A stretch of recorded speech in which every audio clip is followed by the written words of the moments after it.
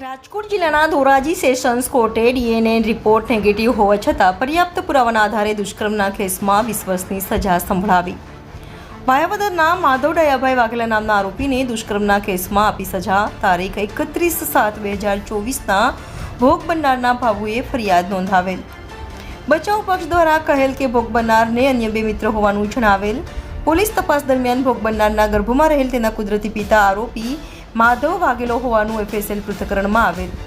સરકારી વકીલ દ્વારા કહેલ ભોગ બનનારની ઉંમર 14 વર્ષની હોય અને ગર્ભવતી બનાવી દીધેલની ફરિયાદ કરતા પહેલા ભોગ બનનારે આરોપીને વિનંતી કરેલ કે ગર્ભ નિરોધક ગોળી આપે જેથી ગર્ભ પડી જાય. સરકારી અને બચાવ પક્ષની દલીલ બાદ ધોરાજી સેશન કોર્ટ દ્વારા આરોપીને 20 વર્ષની સજા અને દંડ આપેલ. કોર્ટ તપાસ કરનાર અધિકારી સમક્ષ ડીએનએ રિપોર્ટ નેગેટિવ આવે ત્યારે પોસ્કો જેવા ગંભીર ગુનામાં અન્ય વ્યક્તિના નામો જીગો સોલંકી અને સમીર જુનેજા વિરુદ્ધ શા માટે તપાસ ન કરી તે અંગે ડિપાર્ટમેન્ટલ ઇન્ક્વાયરીનો આદેશ કરેલ. Reporter Jagmal Subha, India 24 news, Dhoraji. નમસ્તે, હું Kartikeya Manojbhai Parekh, additional public prosecutor, sessions court Dhoraji. આજરોજ ધોરાજીના મહેરબાન એડિશનલ ડિસ્ટ્રિક્ટ એન્ડ સેશન્સ જજ શ્રી અલી હુસેન મોહિબુલ્લા શેખ સાહેબે આરોપી માધવ ડાયા વાઘેલા રહેવાસી ભાયાવદરવાળાને તકસીરવાન ઠરાવેલ છે.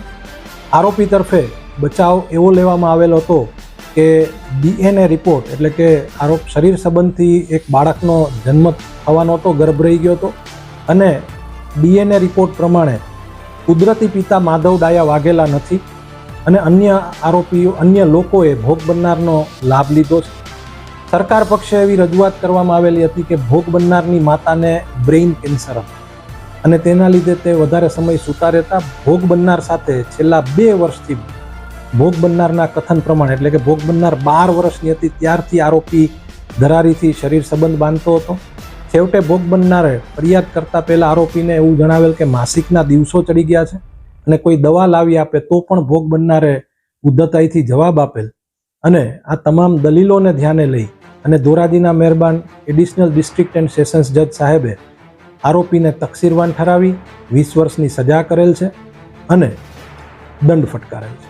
આ કામમાં તપાસ કરનારની અમુક બેદરકારીઓ માટે પણ ડિપાર્ટમેન્ટલ ઇન્ક્વાયરીનો આદેશ થયો.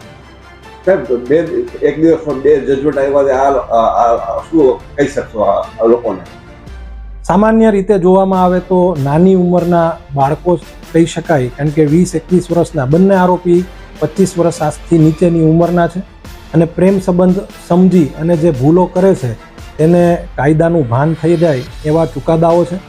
કાયદાની દ્રષ્ટિએ 18 વર્ષથી નાની કોઈ પણ દીકરી કોઈ પણ જાતની શરીર સંબંધ કે સહમતિ આપવા માટે સક્ષમ મનાતી નથી. કદાચ એમાં 2 દિવસ પણ ખૂટતા હોય તો પણ આરોપીને મિનિમમ 20 વર્ષની સજાની જોગવાઈ છે. એટલે આ માટે લોક જાગૃતિ પણ જરૂરી છે.